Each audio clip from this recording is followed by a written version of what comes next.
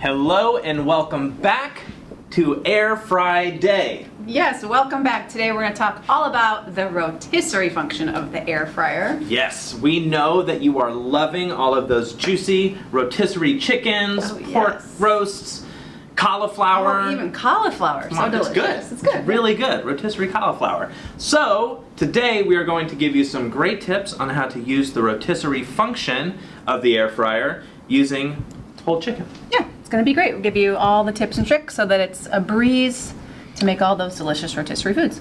All right, so let's get started. Cool. I want to cover how to tie up the chicken, how to season it, how to use the spit, and how to put it into the air fryer itself. And get it out. And get it out. Yeah.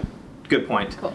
So first things first, whenever I'm dealing with the chicken, I like to get all my ingredients ready to go. Last thing you want to do is, start digging through drawers when you've got a hand on chicken, and then you have to do a lot of washing back and forth. So everything is here. I've got my twine, I've got my salt, oil, spit, retrieval fork, even though we'll need that later. Yep. Ready to go. So first things first, let's talk about this rotisserie spit. It's got the two sides here that will stick into the chicken that you can tighten down with these screws.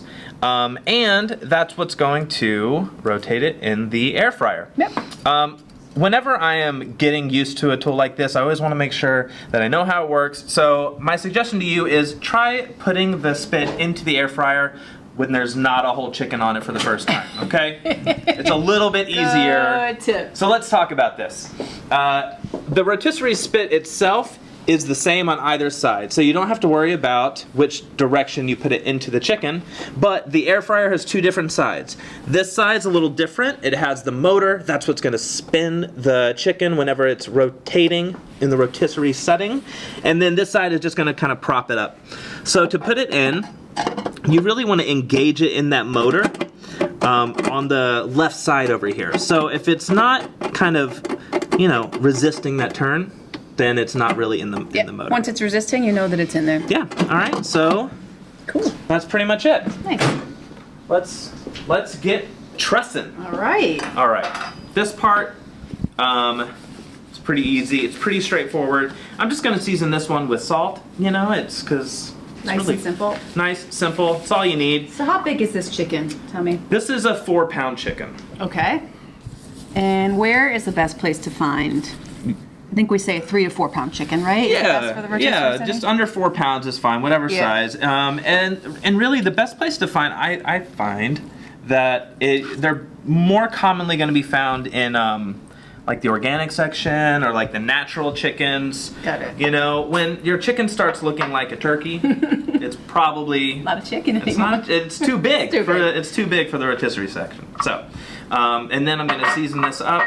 And I've got my salt in a separate bowl. This is not my salt collection. That way, if I've got a, hand in a chicken, I also don't want to dip it back into my salt. So That's a good tip. It's a good tip. All right, so I'm just really seasoning it all over. Nice. This is great television for those that are a little squeamish about chickens. I know you're loving this part, but you're gonna watch it because it's gonna get delicious. It's gonna get delicious and rotate it. All right. Yeah. Okay. Good. That's good.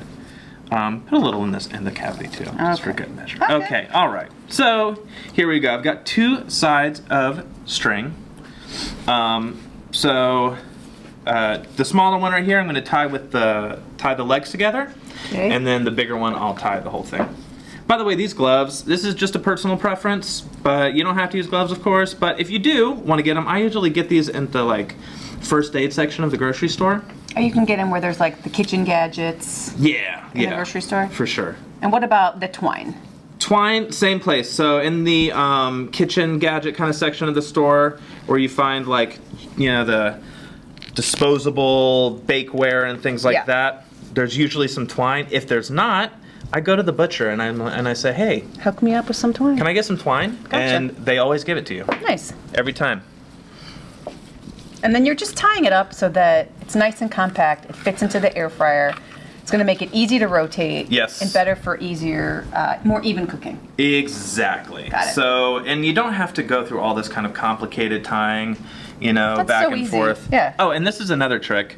So that you don't have to use a second person's fingers. I actually do this. I tie it once, twist it once, and then I twist it a second time, like this.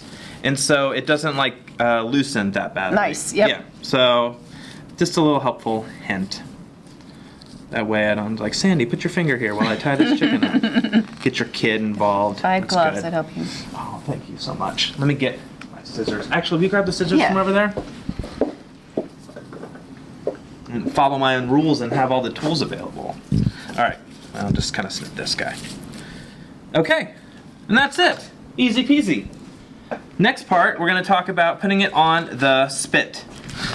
So you want to loosen it up, and loosen it up completely, because sometimes this is going to be a little bit tricky to put back on if the screw is still like kind of blocking it. So I loosen it up pretty well.